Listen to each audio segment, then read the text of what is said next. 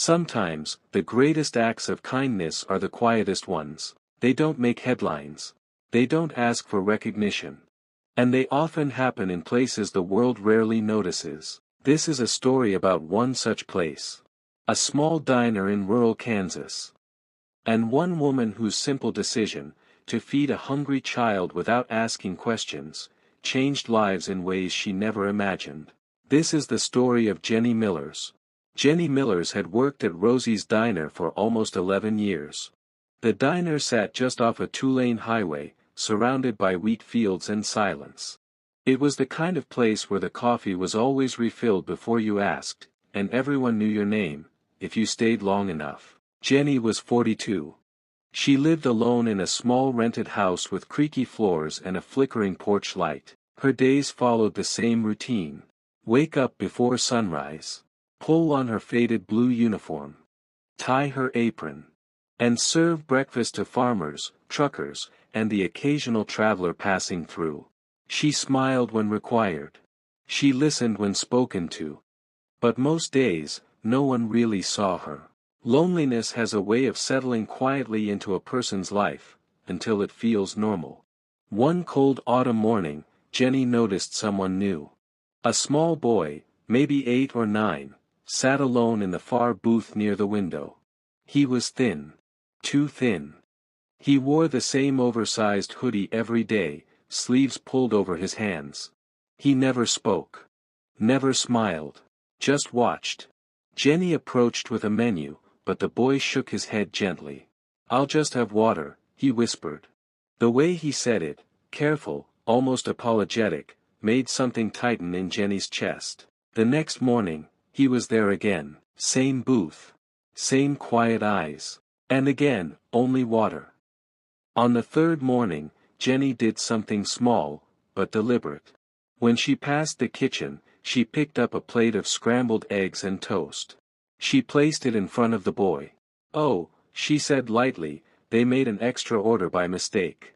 The boy froze. "You can eat it," she added softly. "Or don't. It's up to you." He hesitated. Then slowly, he picked up his fork. He ate like someone who hadn't eaten properly in days. From that morning on, Jenny made mistakes every day. A pancake here. A bowl of soup there. Always quiet. Always unspoken. She never asked his name. She never asked why he was hungry. She just fed him. Not everyone approved. "Jenny, food costs money," her manager, Mark, warned one afternoon. "We're not running a charity." Some customers whispered. Others laughed. "Kids probably scamming free meals," one man scoffed. Jenny nodded. Apologized. And paid for the food herself. Her tips were small. Her paycheck barely covered rent. But she remembered what hunger felt like. Not just the hunger for food, but the hunger for dignity. Then, one morning, the booth was empty. The boy didn't come back. Days passed. Then weeks. The whispers grew louder. "Guess the charity case moved on. Waste of food, if you ask me." Jenny smiled through it. But at night, she cried alone in her kitchen. She wondered if the boy was safe. If he was warm. If he was hungry. She never knew how much that quiet routine had meant. Until it was gone. One crisp morning, Rosie's diner shook with the sound of engines. 4 black SUVs pulled into the parking lot. Men in uniform stepped out. The diner fell silent. A tall man entered, his posture rigid, his expression solemn. "I'm Colonel Reeves," he said. "I'm looking for Jenny Millers." Jenny's hands trembled. She stepped forward. The colonel saluted her. Then, he spoke words she would never forget. "We are here because of a boy named Adam Thompson." Jenny's breath caught. "He is the son of Master Sergeant Daniel Thompson, who gave his life in service to this country." The colonel unfolded a letter. This was written by Sergeant Thompson before his final mission. The colonel read aloud. "If something happens to me, I worry most about my son's dignity. I don't want him to beg.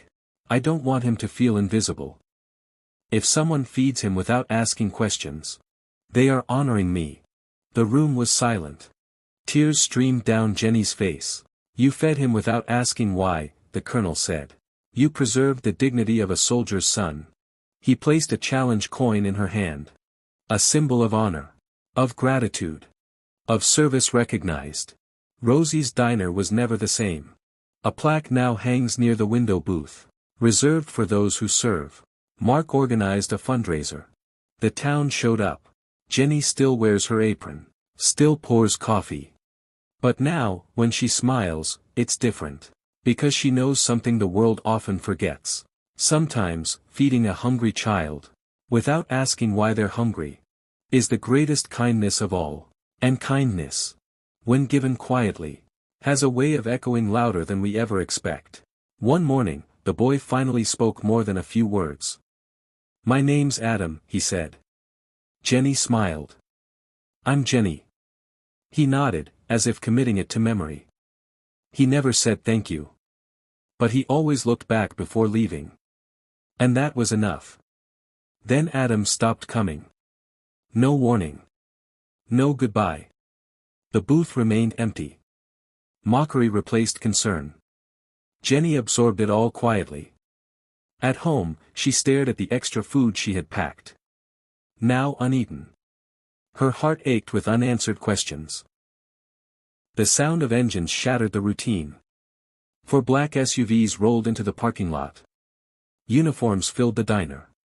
Fear gripped Jenny's chest. Then a man stepped forward. I'm Colonel Reeves, he said. I'm here because of you. Adam was the son of Master Sergeant Daniel Thompson. A soldier who had fallen in service. Adam had been living with distant relatives, struggling quietly. The military had been watching. They saw everything. Including Jenny. The colonel read the letter slowly. Every word landed heavy. I can't be there for my son anymore. But if someone feeds him without asking why, they honor my sacrifice. Jenny collapsed into tears. The diner stood in silence. The salute. The challenge coin. The recognition Jenny never sought. She held the coin like it was fragile.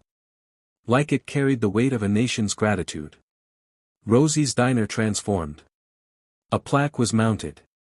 A fundraiser launched. A community awakened. Mark apologized. Jenny forgave him. Jenny still serves coffee. Still makes mistakes. But now, with pride. Because she learned something powerful. Kindness given quietly. Without questions.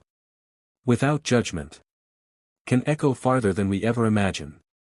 Sometimes, feeding a hungry child. Without asking why. Is the greatest kindness of all. Jenny still works at Rosie's diner. She still wears the same apron. Still pours coffee. Still makes mistakes in the kitchen. But now, when she looks at that booth, she smiles. Because she knows something the world often forgets. Sometimes, feeding a hungry child. Without asking why they're hungry. Is the greatest kindness of all. And kindness, when given quietly. Without expectation. Has a way of returning in the most unexpected ways.